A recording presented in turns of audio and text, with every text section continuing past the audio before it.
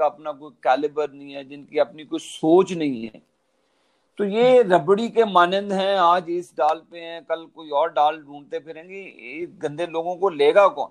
بات یہ ہے کہ 25,000، یہ وہ میں نے تو آپ کو پہلے کہا کہ ان کو پتا ہے کہ ہزار روپے پہ دھرنوں پہ کیسے لوگوں کو لایا جاتا ہے۔ یاد ہے آپ کو اسلام آباد میں کہ نہیں؟ میں آپ کو یاد کروں، قاضی جی فائز یاد رضا صاحب کی آپ نے ججمنٹ پڑھی ہوئی ہے نا، اس میں کہ ہزار روپے دیا گیا۔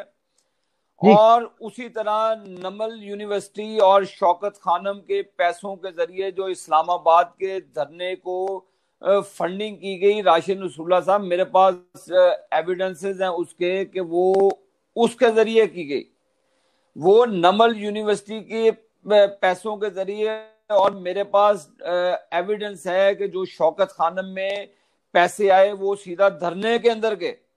میں آپ کہیں گے میں آپ کو میل کر دوں گا، اور میں ان پرسن آپ کو مل کے بھی وہ ریکارڈ اور ثبوت دے دوں گا۔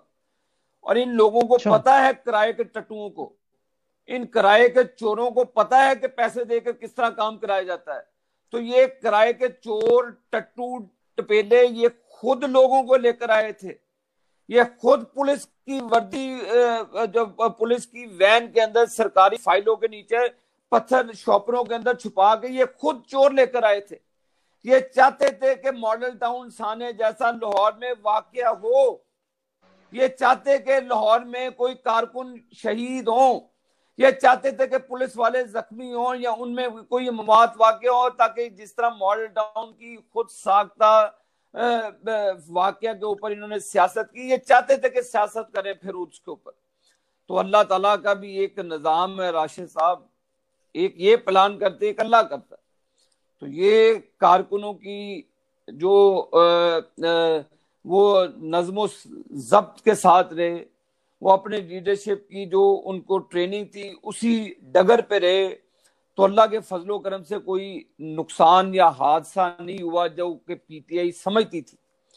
میں تو یہ پہلے ہی کہہ رہا تھا کہ یہ پی ٹی آئی کے ٹہنے پہنے جو ٹائیگر فورس ہے، جو اس نے شیرو ایک تو اپنے زمان وہ پالا ہوا ہے وہاں پہ بنی گالا میں،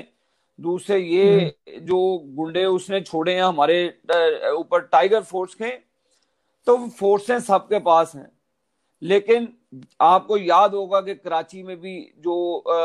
ٹارگٹ کلنگ ہوتی تھی، ہر جماعت کی تنظیمیں تھی، بیچ میں پی ٹی آئی کی تھی، واحد جماعت پاکستان مسلم لیگ نون تھی جن کا کوئی ونگ نہیں تھا، کسی قسم کا ونگ نہیں تھا۔ تو یہ ہمیں اللہ کا شکر ادا کرتے ہیں کہ ہماری لیڈرشپ نے ہمیں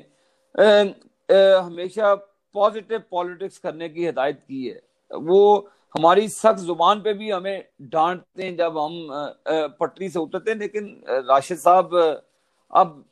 پٹری پہ رہنے والا حساب نہیں ہے، ہم تو کارکن ہیں، اور جو کارکنوں کے ساتھ ظلم ہوا ہے، یہ میری ہمارا انشاءاللہ وعدہ ہے کہ ان کو ایک ایک زخم کا جو ہمارے کارکنوں کو جسم کو اوپر انہوں نے زخم لگائے ہیں، ان کو انشاءاللہ تعالی آنے والے چند مہینوں میں ایک ایک زخم کا حساب دینا ہوگا۔ ٹھیک، عابد بھائی اس وقت آپ کو ہزاروں ناظرین دیکھ رہے ہیں، سن رہے ہیں لائیو۔ میں ذاتی طور پہ جانتا ہوں آپ پہ، آپ کی فیملی پہ